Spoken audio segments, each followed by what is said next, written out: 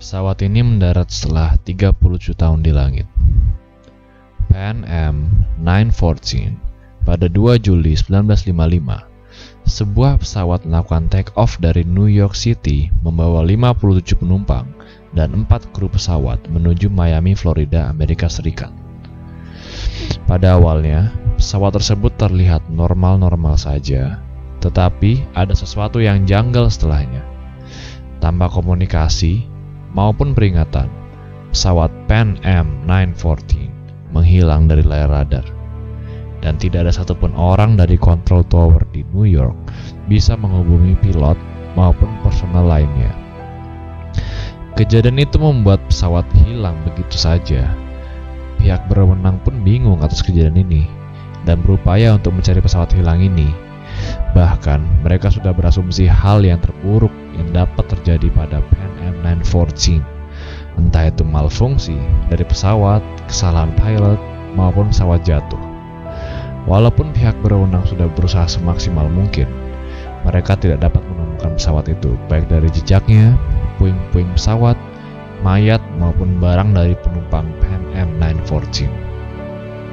Setelah sebulan lama pencarian pesawat Pan Am 914, pihak menyimpulkan bahwa pesawat tersebut telah mengalami kecelakaan. Lebih tepatnya, jatuh ke dalam lautan dengan tidak sama sekali meninggalkan jejak. Setelah berita kecelakaan Pan Am 914 dikonfirmasi, pihak maskapai pun memberikan kompensasi kepada keluarga korban yang merupakan penumpang di pesawat tersebut. Dengan kejadian ini, semua kasus ini dianggap selesai dan ditutup untuk pencariannya.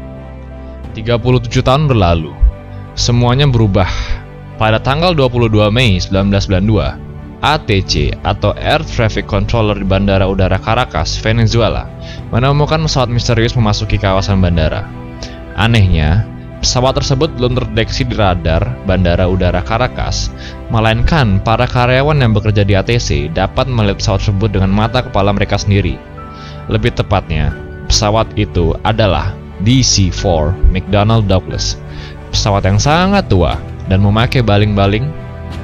Juan de la Corte, karyawan yang bekerja di ATC, mendapatkan kontak sinyal dari pesawat misterius tersebut. Sontak, suara sinyal dari pesawat misterius itu berkata, "Where are we? What the hell is going on?"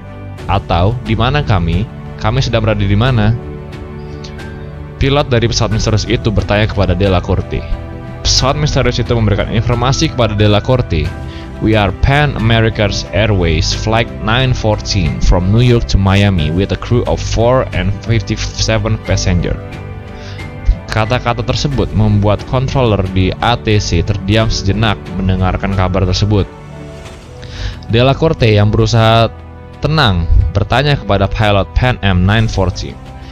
Dia dengan berhati-hati bertanya kepada pilot tersebut, apakah dia memiliki masalah dalam penerbangannya, karena pesawat tersebut nyasar dengan menuju arah kebalikannya dengan jarak hingga 1800 km. De la Corte spontan bertanya, "Are you Mayday? Are you in trouble?" Atau, "Apakah Anda Mayday? Apakah Anda terkena masalah penerbangan?" Tetapi pertanyaan tersebut tidak dijawab langsung oleh pilot pesawat Pan Am 914. Setelah hening beberapa saat, sang pilot menjawab bahwa dia seharusnya mendarat di Miami International Airport pada pukul 9.15, 2 Juli 1955. Sang pilot pun juga memberitahu de la Corte bahwa bandara yang dia lihat dari atas tidak begitu familiar. De la Corte pun tidak berpikir panjang memberikan izin pesawat Pan Am 914 untuk landing untuk menenangkan suasana sejenak. De la Corte tidak ingin terjadi masalah atau keributan pada saat pesawat ingin mendarat, dikarenakan hal kecil apapun akan berakibat fatal. Setelah pesawat mendarat dengan aman dan pasti, perlahan-lahan de la Corte memberitahu pilot dari Pan Am 914 dengan hati-hati, berkata, "Captain, this is Caracas International Airport. The date is May 21, 1992. Wow. Atau, "Kapten, ini adalah Bandara Udara Internasional Caracas.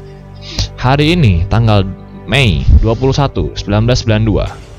Mendengar kabar tersebut, pilot pun langsung terkaget-kaget mendengar berita itu, yang pada saat bersamaan, de la Corte menenangkan pilot tersebut. Delacorte juga sudah memberitahu ground crew untuk menyambut pesawat itu. Pada saat pesawat Pan Am 914 mendarat, orang-orang yang ada di ATC terkejut-kejut karena melihat pesawat DC-4 McDonnell Douglas yang sangat jadul dan berpenampilan kasar. Delacorte dapat mendengar tangisan, kepanikan, dan teriakan dalam pesawat itu. Melalui background dari alat komunikasi pesawat tersebut, ground crew mengarahkan pesawat Pan Am 914 ke parkiran pesawat, dan security juga sudah siap membantu para penumpang untuk turun dari pesawat. Tetapi pada saat pesawat mendarat dan para ground crew maupun security guard ini mendekati pesawat, pilot pesawat berteriak kepada ATC dengan panik berkata, "No, do not come here near. We are leaving now." Atau tidak, jangan mendekat, kita pergi sekarang juga. Saat itu juga, sang pilot mengarahkan pesawatnya ke runway terdekat dan pergi lagi. Dengan meninggalkan para ground crew, security guard, dan ATC terpanah. ATC berusaha semaksimal mungkin untuk memberhentikan pesawat itu, tetapi nasib berkata lain. Pan Am 914 pun langsung take off dan pergi begitu saja. Delacorte sadar bahwa kata-kata yang dia lontarkan sebelumnya adalah kesalahan besar. Walaupun ada 3 pesawat militer Venezuela yang mengikuti, Pan Am 914 hilang begitu saja.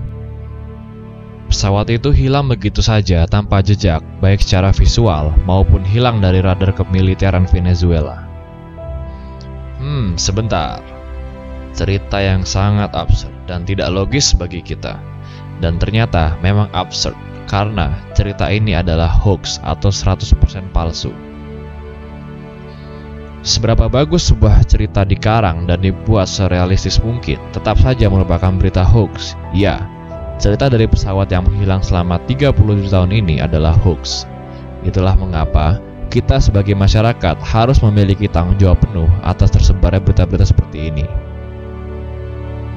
Jika ditelusuri, cerita ini berawal dari koran bernama World Weekly News, di mana koran ini menceritakan tentang pesawat dalam 3 versi yang berbeda.